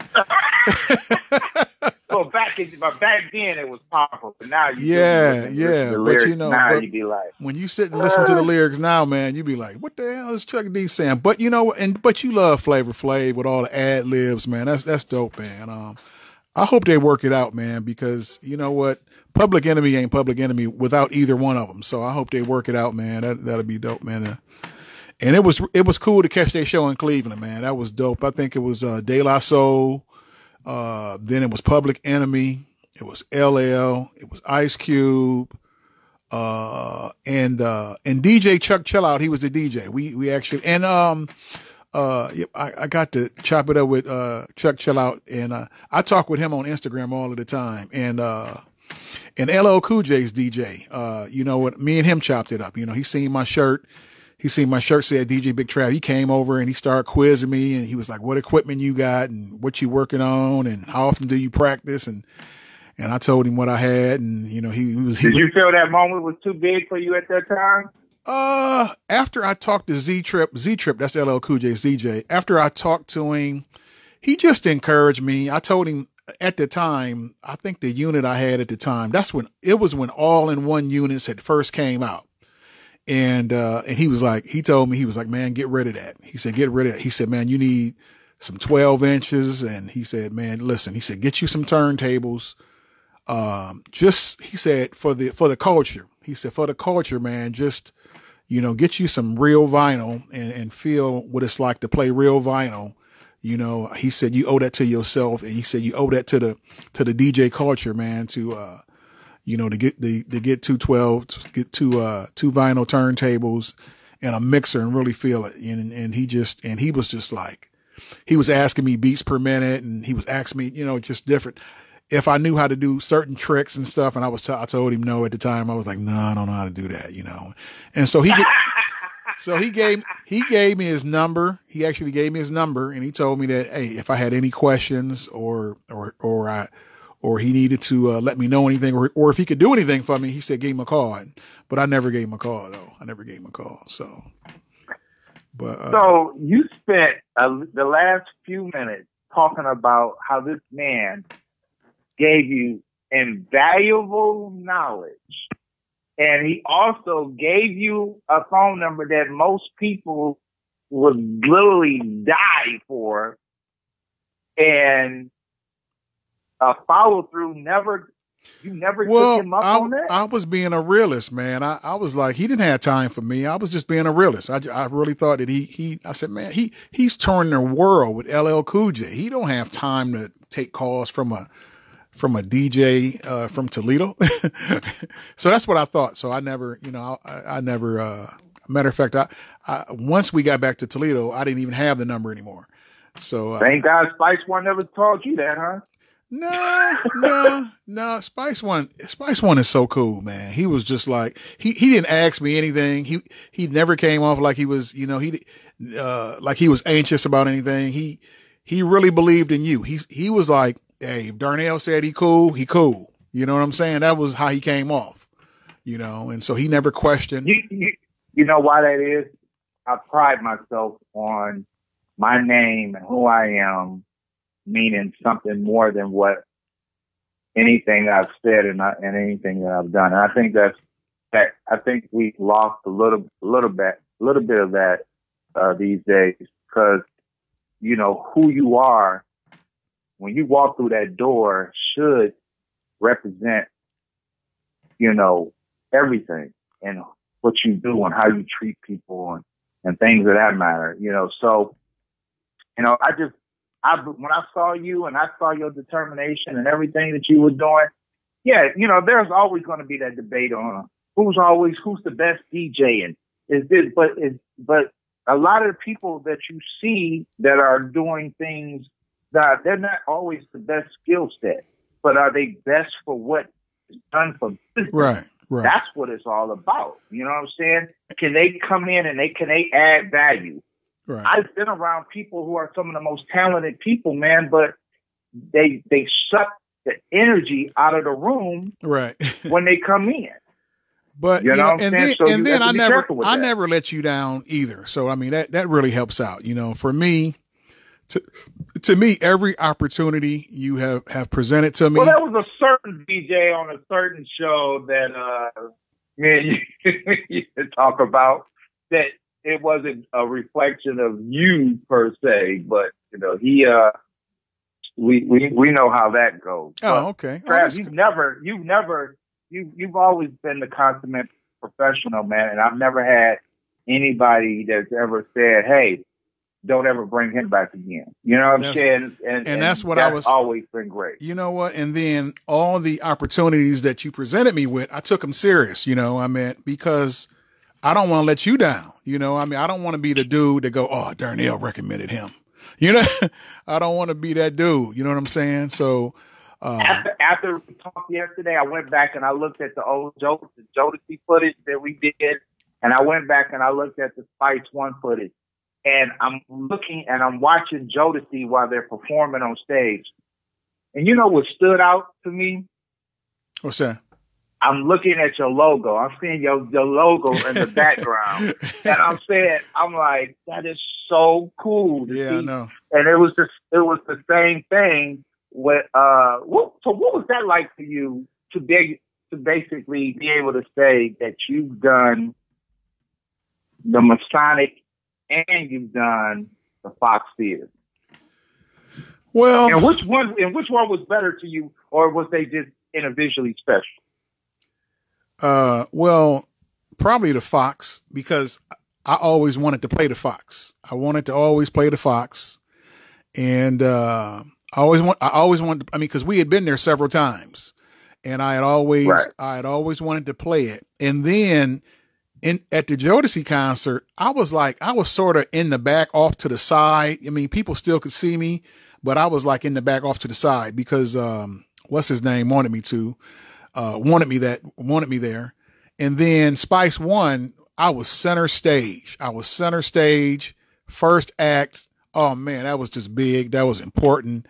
And I said, my marketing game really got to be visual standpoint. Oh yeah. I was like, that video that I took in sound check with Ice Cube's logo in the background. Oh, that video is so dope. Cause you see my sign, you see my name, DJ Big Trav, and then you see Ice Cube's name in the back on the big Jumbotron. Oh, that's so dope, man. That's really special for me. So let me see. When you did the Mike Epps thing at the Playhouse, did you ever take photos of that? Did you ever video that? No video. I got one picture. All we got is memory. Well, Bone Thugs and Harmony, they DJ. He took some pictures. I had a camera. I didn't have a cell phone. Was it my cell phone? I can't remember if it was my camera or it was a camera. Bone Thugs and Harmony DJ, he was hanging out with me that night. And he took pictures of me DJing, and then I told him to get a picture of me. I said, get a picture of me and Mike in the shot. And then I got that picture.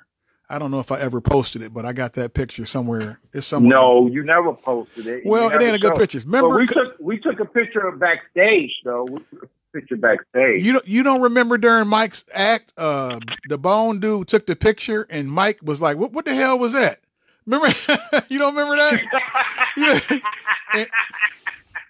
And he said, and he said, is the DJ the police?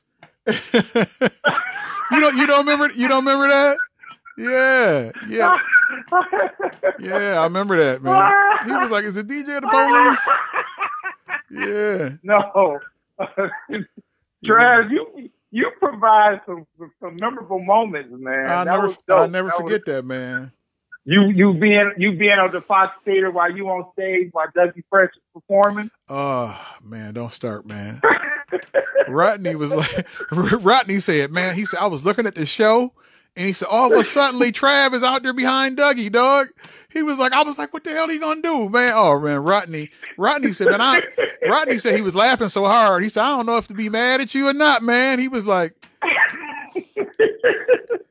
but he wanted that footage. Yeah, oh yeah. You know what? It was right. It was just so loose backstage, man. It just seemed it was so many women backstage. It was everybody was going everywhere, So I was like, listen.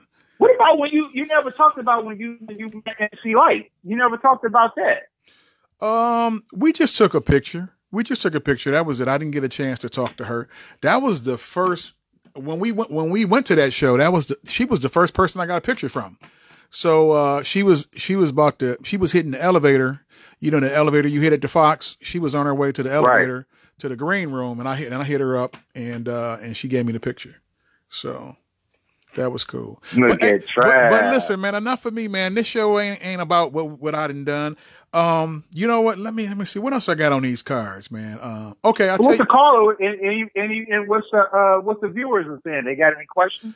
You know what? I'm pretty sure they got stuff on the post. Nobody. It's been some people calling in, but I'm talking to you. I haven't took any calls, but let me go on here and let me see if I can read anything. You don't want to take a call? Well, I can't take a call with you on the phone. You know what? I probably could merge the calls if they call, or would I have to call them? I got to figure that out because we probably can take calls if I click over and call them. So yeah, that'll work. So I don't know. Can you? I don't know. Can you merge a call when they call? If I'm on the phone and they call in, I got to figure that out. Yeah, you should be able to. Okay. All right. I'm gonna try to figure that out. I'm gonna see if I can figure that out, man. So, let me see. I see something. I see somebody said breaking. Oh, come on, Netta. Told you. Did you really say breaking? I told you. Did you really say breaking? I told you. Did you really say breaking? It was only one person that seems to be breaking.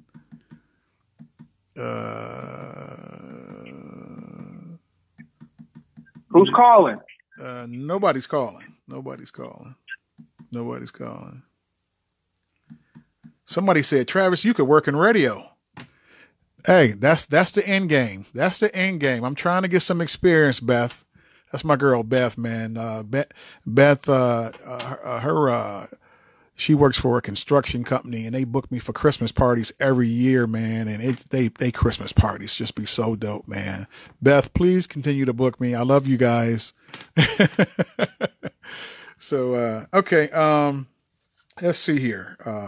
Okay. I got a couple more sound bites, before we get out of here.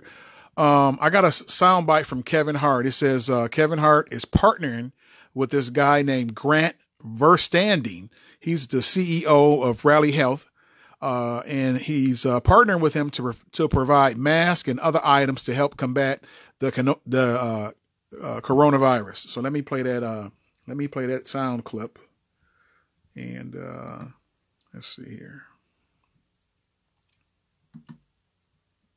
All right, here you go, right here.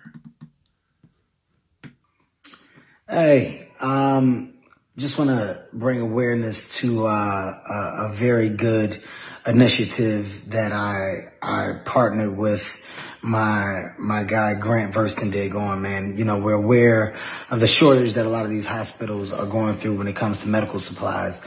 And, you know, these are the people that are on the front line. They're dealing with, you know, people that are at risk on a day-to-day basis. Some are not sleeping, some are not going home. And we just wanted to do our part. So we made contributions, and he's come up with, I'm talking about Grant. Grant has come up with over 2 million masks that we'll be getting out to various different hospital facilities over the course of next week and a week after. You know, I just want to say, what you think about Kevin Hart contributing to the battle, the corona battle? What do you think about that?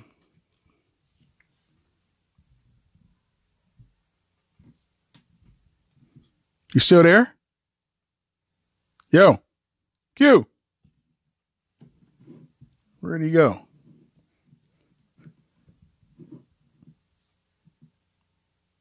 Yo, Q. I don't know where he went. But anyway, yeah, that was Kevin Hart. I'm right here. Oh, okay. Okay. I didn't know if you heard me or not. So what do you think about Kevin Hart contributing to the coronavirus battle? I love it. I think that's dope.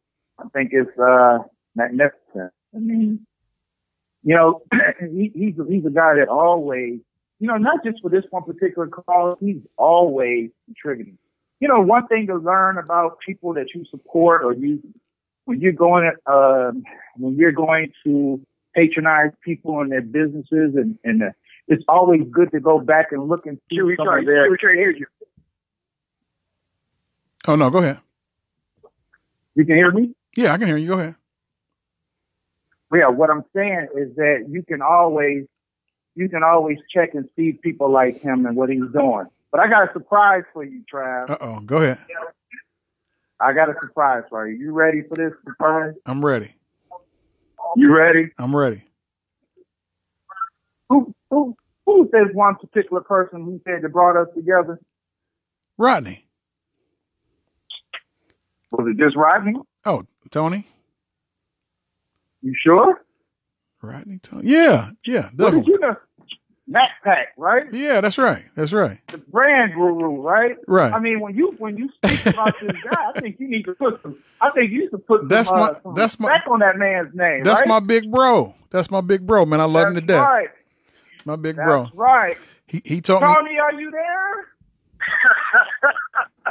Man, what's up? The drinks is on me. What's up? It's your boy T-Chug. Hey. What's up, Big Trav? What's going on, baby? That's my big bro right there, man. What's happening, man? Good to see everything going good in your way, man. What's happening with you, bro? Thank you, man. Oh, man, just diving into this this podcast world, man. Everybody got one, and so I, you know, with me being off like 30 days, man, I said let me look into it and see what it really takes to do. And I looked into it, and I was like, man, I can do this, man. So I looked into it, and I made the investment, and here we are, man. And we done the first podcast yesterday, man, and everybody loved it, man. I mean, everybody had good things to say about it. So I'm at least gonna keep it going until I go back to work. So you know, but we'll see about it after that. So what's been going on with you? Let me say this before you say anything, man. I want to just tell you guys, man, that Tony really kind of took me under his wing and and just I remember when Tony is known for throwing huge parties here in Toledo, and I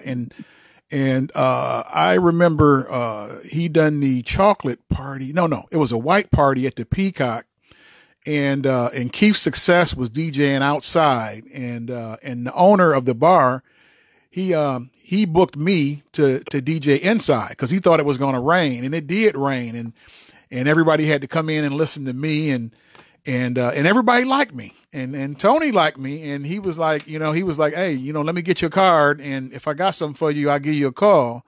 And he did. Probably about a month later, he called me for the chocolate party at our brother's place, man, and we've been working together ever since. He done taught me everything that he know about the party game, and he done taught me everything that I know about marketing, and that's the man right there, man. I love you to death, man. Thank you for all your knowledge and wisdom, man. Well, don't even worry about it, man. You know, iron sharpens iron. Iron sharpens iron. You know how we do it. Oh, yeah. Appreciate that, though, Trav. You know how it is. And Tone, you remember how we first crossed paths back then in Toledo? We were passing flyers out, and remember how we... Well, yeah, we were. You was doing the frankly definitely amazed. I was doing. I can't remember what it I was doing at the time. So we kept running into each other, street team promotion with the middle streets of what Toledo, Ohio. So when we saw each other, we kept bumping each other at different locations, and we we connected from that point on. And then you told me about your background, and I told you about my background with entertainment business, concert promotion, club promotion, theme events, and all that good stuff. So it was like a good marriage for us, and it's been history. It's been love the whole time. Oh yeah. Yeah, man. I always think about a lot of stuff that you've been a big brother to me as well, as echoing what Travis said, because you've always taken me up under my wing and always given me a lot of good knowledge and wisdom and encouragement, has always given me the blatant truth. And sometimes today in this world, you need that more than anything. Somebody who's just going to just give it to you straight. And I appreciate that as well. I appreciate you too, Q. You already know how it is. So now I got a question for you. I need you to break this tie between me and Travis here, okay? I already know what Tony gonna say. But the viewers don't know what Tony is going to say. I already know what he's gonna say. Travis. Okay, well, go ahead and pose the question to him. Tony, breaking or B Street? Oh my God! Come on, breaking all day long. Oh, come on! Come on! You know what? Okay, listen. All right. You know what? I expect that from Tony. See, because Tony was a pop locker. He was an up top dude. And so breaking was more of an up top movie, and B Street was more of a ground game. So I understand that. So I get. No, but why did you pick breaking though? Your own words, Tone. What's your thought? I mean, you gotta, when you go back, breaking was the show. It basically showed us when we were coming out. I mean, breaking was. It was it to kind of let the world know that there's this whole element. And you gotta remember, this was right around the time when everybody was trying to figure out what hip hop was. So all of it came together. It's actually like the day before hip hop, you might as well say, because everything back then was so heavily R&B fused, and everything was coming out of the 70s. The 70s were ending, the 80s were coming, and they didn't know what this whole thing was going on as far as in the streets of dancing. And so that was the beginning of hip hop. Well, it was one of the stages of hip hop. So even though, to be fair to Trav, even though Beat Street did come out first.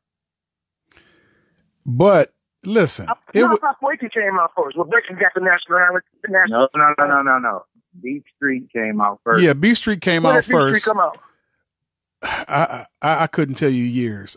But let me say this. You know what? But breaking was mainstream. It was in California. That's why I'm true to the old school. I'm true to the culture, man. B Street was in New York, where it started at. So I'm being true to the culture and where it started at. when breaking was in Los Angeles, man, it was in Los Angeles. Dudes with Jerry curls. You know, this girl. Yeah, but that was the Jerry curls was a thing at the time. I see what you're saying. And they had the ballet girl in there. Shabba-Doo was good. Shabba-Doo, she was whack. Yeah, I know, exactly. Shabba-Doo was he was, you know, legendary. He was a legendary locker. You know, then you had Turbo. Turbo did locking, but he was more in the popping and waving and a lot of stuff that we were doing coming up. Right. So the New York side was coming in with more of the breaking aspect of it. But if you go back, you got to go back, man. Back then, you know, you got the Boogaloos, Electric Boogaloos, and all those guys. Those guys were on the West Coast. So really, breaking really didn't blow up like it was supposed to from the street aspect, but there were key elements, there were key dancers in there like Shabba-Doo, Turbo, and I think it was a couple other cats. There was a couple other cats that they were battling against. Those soundtrack was huge too. You can't deny the soundtrack. The soundtrack was soundtrack, yeah, absolutely. That was dope. I really appreciated that too. Yeah, Ice-T, Reckless. On there too, Trav. Oh yeah. I remember. I was a Reckless and 6 in the Morning fan. Oh man, I was on top of all of that, man.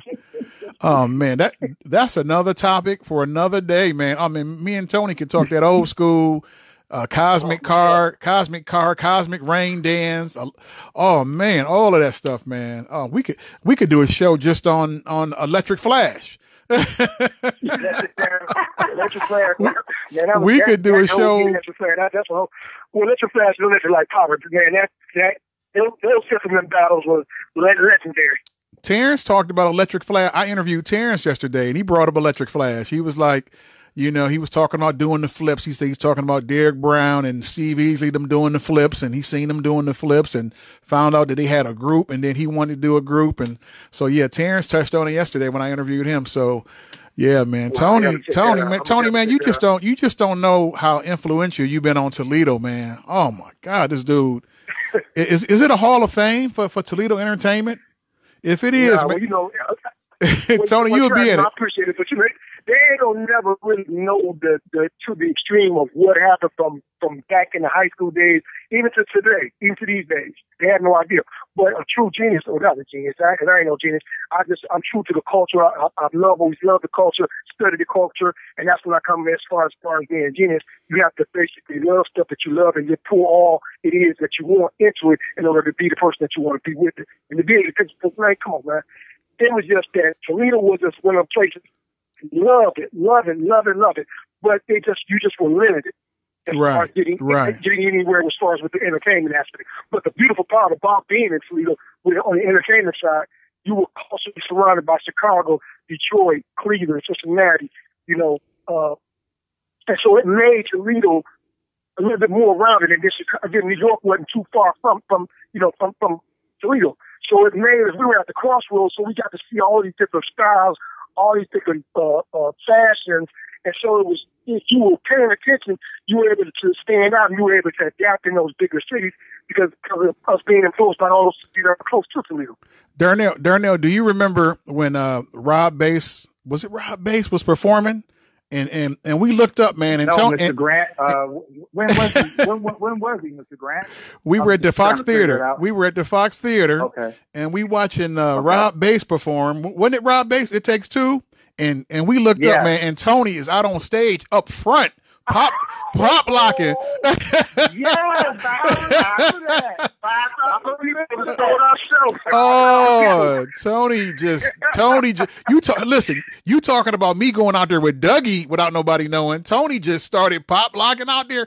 Tony, wasn't it just like, it was like a freebie backstage, wasn't it? It was like everybody doing whatever they wanted. Well, no, see, it really wasn't a freebie. You had to know somebody. You just was amongst the right people. Okay. And the people that you was amongst allowed you to do whatever you wanted to do. Right. So it really wasn't. And within that circle, we don't recommend anybody think they can. Ain't nobody just gonna walk back the stage because it's too much money, too many people. But that particular show, man, it was 5,000 people, and you know what, man, I had like this flashback of me back in high school, man. So I'm like, man, come on, let's go to it. So you don't get it ain't every day you get a chance to dance in front of 5,000 people, man. And we got to take the yeah, so you know what I forgot too. I forgot we had been hanging out with Rob before the show anyway, so he knew who you was. So I mean, so it wasn't like a huge surprise because we was hanging out with him before the show. So matter of fact, I think we was in his green room. We was up in his green room, and then, but that was dope, man. We were.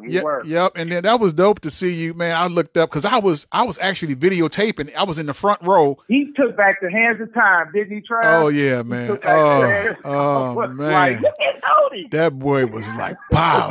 Well, you know, it's always good, you know, when the work is done and we can do what we need to do and have a ball. So hey, yeah. Why not?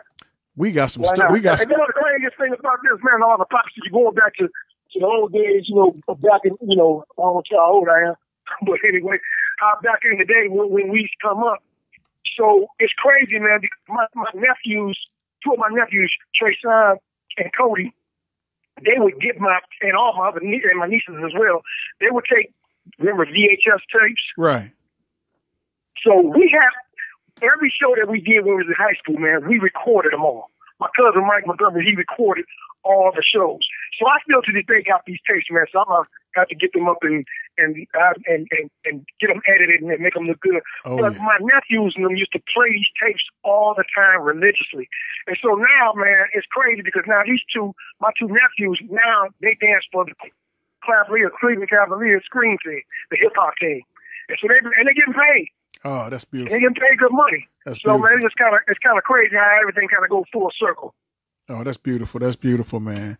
That's beautiful. We so, definitely I remember how got you some was stories. giving me a little history about when you was giving me some history about what Travis was alluding to earlier about the background of Toledo and about how, you know, vibrant and a lot of things that were going on back then. And you were even educating me on stuff that, because I'm not from out there, but I was like amazed to hear a lot of the stories and everything, man. That was incredible. Well, talent shows was huge, man. And Electric Flash, they were the talk of the town. It was because before the breakdance era, it was just straight pop lock.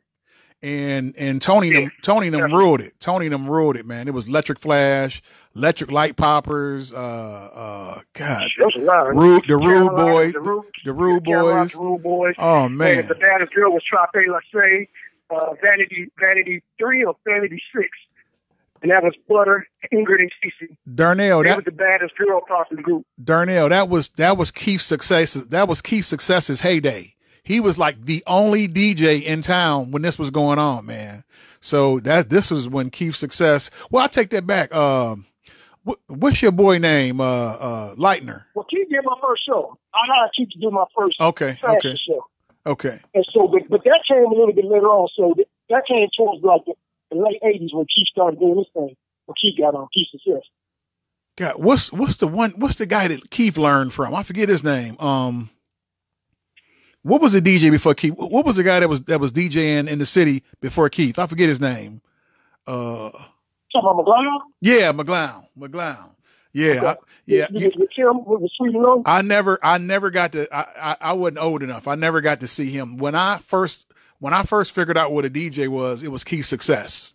That was the first time I put two and two together. I was like Jam Master Jay, Keith's Success, playing records, and I used to go to God, I forget the name of that club. It was on Dorr Street across from the cemetery. But Keith's Success used to DJ down there. Oh, you talking about, was it Mike's? Was it Nancy Mike's? I believe it was. But I just want Toledo to know, I want everybody to know that, man, we was in the 6th grade going to the club, man. That was crazy. We was in the 6th grade going to a club, man. I remember 12 years old going in a club called Nasty Mike's. But you got to remember, though, back then, man, see, the clubs back then, they did a team night. Yeah. They used to have team nights around the clubs. I remember we could buy cigarettes. I remember buying cigarettes when I was like 8 years old for my mom. I remember, oh man, everything didn't change. I remember my mom could send a note to the store with me and the dude to get everything. Oh man, I remember taking my mama like a 40 ounce and a pack of cigarettes. Crazy. While Tony's here, man, Tony, we were talking about yesterday on episode 1 and you can chime in.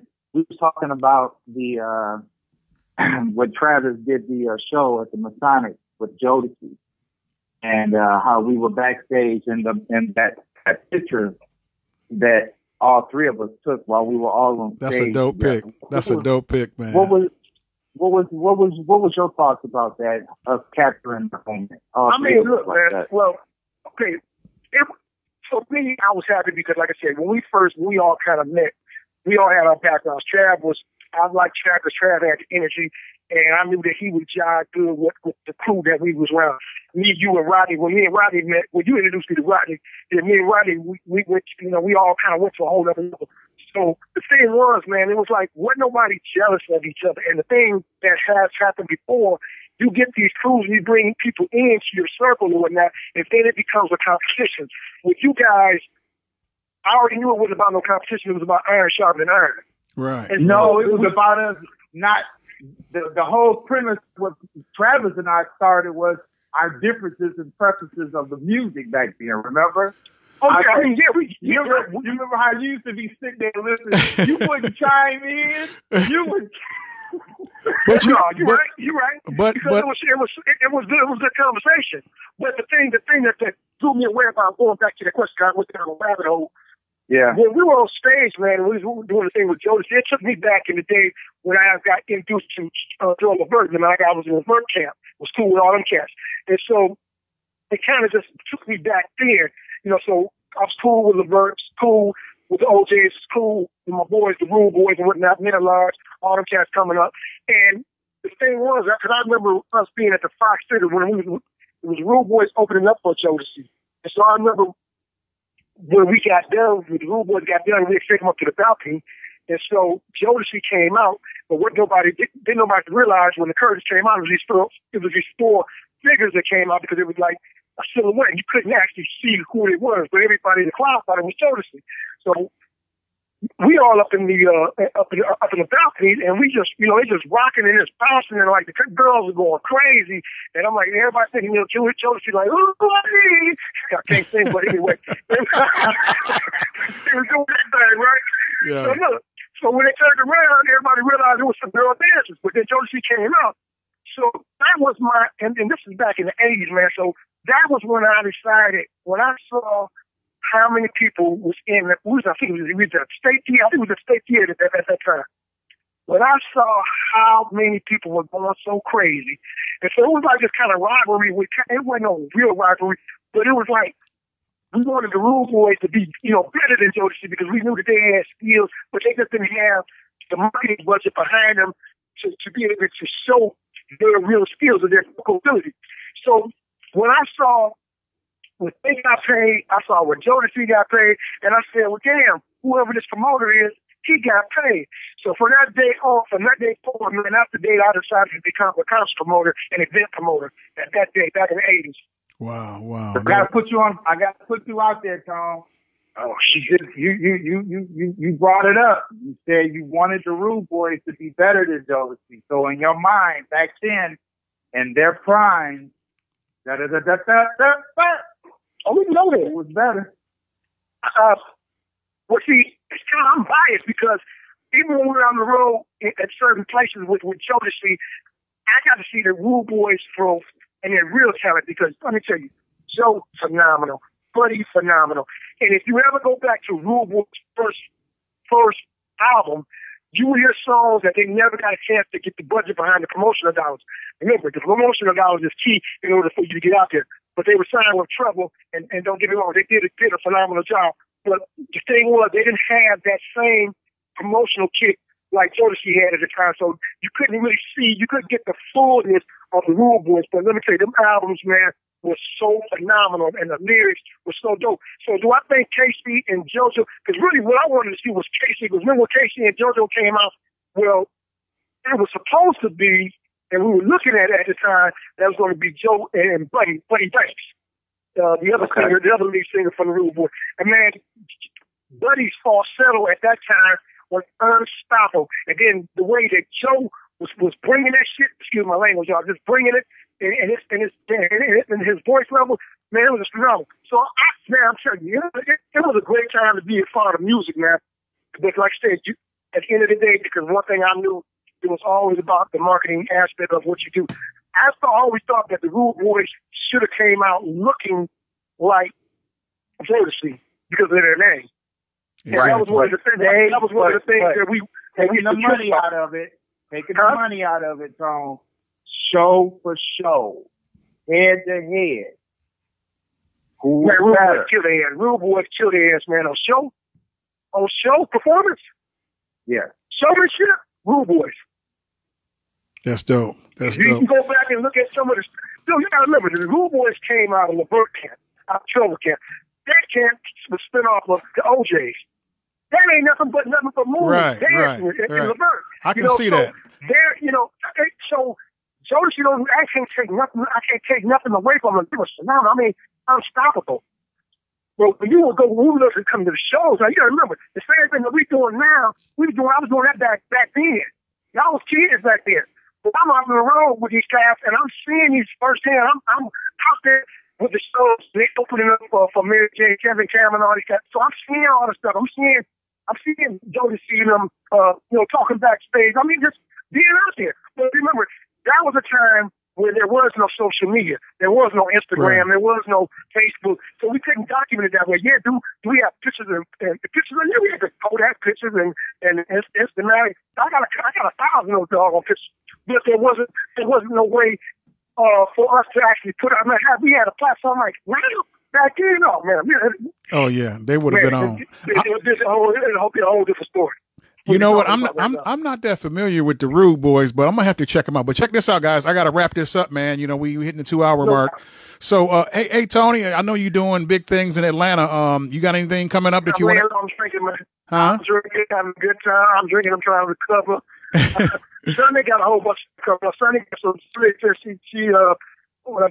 she got this These Diamonds power mask, safety mask coming out, I think next week sometime. Oh, that's she got a lot of stuff coming. But man, I'm just kind of like just trying to get myself back together, man. I love you guys, man. You guys stay safe. Love you too, man. We want to definitely give a big up to business happening. Business happening sick right now, man. I don't know if it's the corona or not. It's pneumonia. He's not doing real good. So we want to send our prayers out there. And that's our big homie, my brother. He's part of that clique, part of the Mac Pack. Right. Just sending our prayers and our love to him as well. Okay, we definitely will. How about you, Q? You got anything? You got any final words? Because you didn't have anything coming up because all your stuff is on pause right now. You got any final words? Yeah, the big Trav and Q Show. That's right. That's right. You know what I'm saying? We're gonna do it big. I'm waiting on the interview with Sunday, that exclusive. That's right. That's right. Whenever y'all need her, man. Whenever y'all need to shoot shit, she down. Whenever y'all need her, man. You know what? Let's make her available. If she's available Monday, let's do Monday. Monday at 8:00. Monday. Are we still gonna do 8? Darnell or Q? We're gonna do 8. Sure, Mr. Grant. Whatever okay. You like to do, you know man. what? We're gonna do 8 to 10.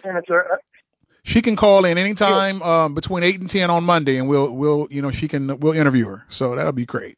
Okay, text me there. So I can get her in that okay. thing, and we cool. Okay, sounds good. Tony, okay. Man. Come on, you know what it is. All right, love you, man. Y'all, man. Let me know what y'all need. Okay. All right, see you later. All right, man. Thanks. Okay, thank you. That was Tony Tuggle, Mac Pack, man. We go way back. It was really good to chop it up with him. I chop it up with him pretty often. I done a chocolate party not too long ago, and you know what? I didn't know if he was going to show up or not. It was a surprise to see him there, but once I seen him, I was like, man, that's my man, and I was really excited to see him there. So, episode 2, man.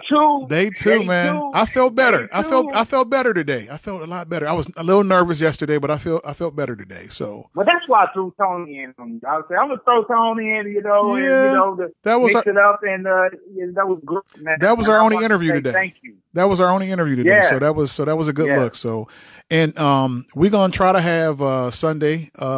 Sunday is a well-known hairstylist. In Detroit, in Toledo and Atlanta, and hopefully we can get her to call in, or we can call her on Monday, and she'll be our interview on Monday, and she can tell us how fabulous she is and everything she has going on. But hey, guys, it was good. We're gonna take tomorrow off, but I'll see you guys Monday at 8:00. You got any? I think you said everything, so we out of here. Let me go back to. Let's get out of here on this. It's the. Hold on. There we go. Here we go. It's the Big Trav and Q Show. What they waiting for? Just another damn podcast. Now let's go. Go.